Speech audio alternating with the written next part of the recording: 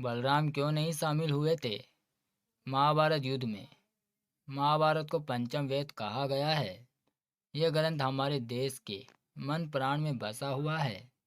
यह भारत की राष्ट्रीय गाथा है।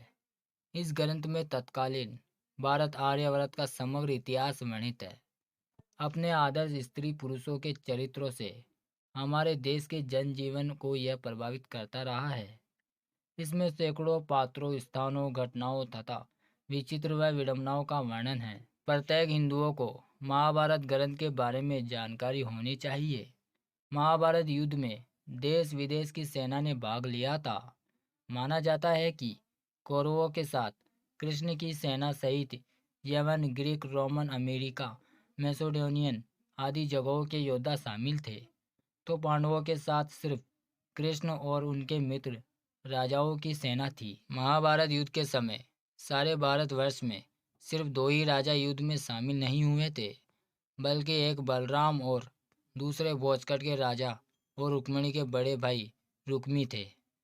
भगवान कृष्ण के बड़े भाई बलराम ने श्री कृष्ण को कई बार समझाया कि हमें युद्ध में शामिल नहीं होना चाहिए, क्योंकि दुर्योधन और अर्जुन दोनों ही हमारे मित्र हैं।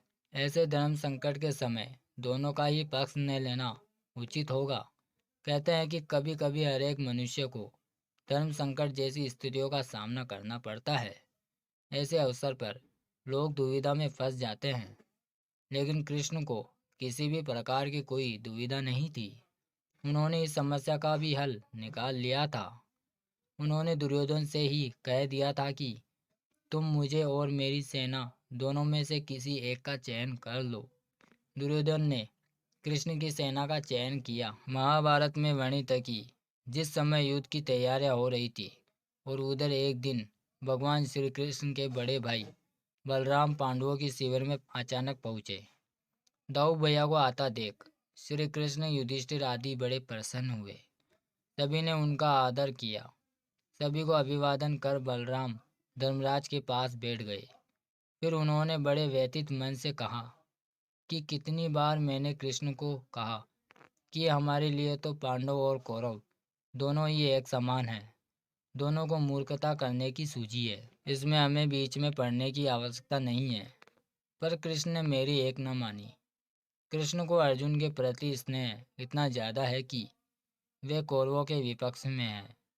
अब जिस तरफ कृष्ण हो उसके विपक्ष में मैं कैसे जाऊं? भीम और दुर्योधन दोनों ने ही मुझसे गदा सीखी है।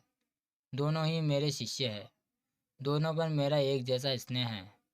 इन दोनों कुरुवंशियों को आपस में लड़ते देखकर मुझे अच्छा नहीं लगता। अंततः मैं तीर्थ यात्रा पर जा रहा हूँ। श्री कृष्ण को विष्णु के अवतार तो बलराम को शेषनाग का अवतार माना जाता है। कहते हैं कि जब कंस ने देवकी वासुदेव के 6 पुत्रों को मार डाला, तब देवकी के गर्भ में भगवान बलराम पधारे। योग माया ने उन्हें आकर्षित करके नंद बाबा के यहाँ निवास कर रही श्री रोहिणी जी के घर में पहुँचा दिया। इसलिए उनका एक नाम संकर्षण पड़ा। बलराम जी का विवाह रेवती से हुआ था। बलवानों में श्रेष्ठ होने के कारण उन्हें बलभद्र भी कहा जाता है। इनके नाम से मथुरा में दाऊजी का प्रसिद्ध मंदिर है। ये गदा धारण करते हैं। यदुवंश के संहार के बाद बलराम ने समुद्र तट पर आसन लगाकर देह त्याग दी थी। जरासंध को बलराम जी ही अपने योग्य प्रतिद्वंदी जान पड़े।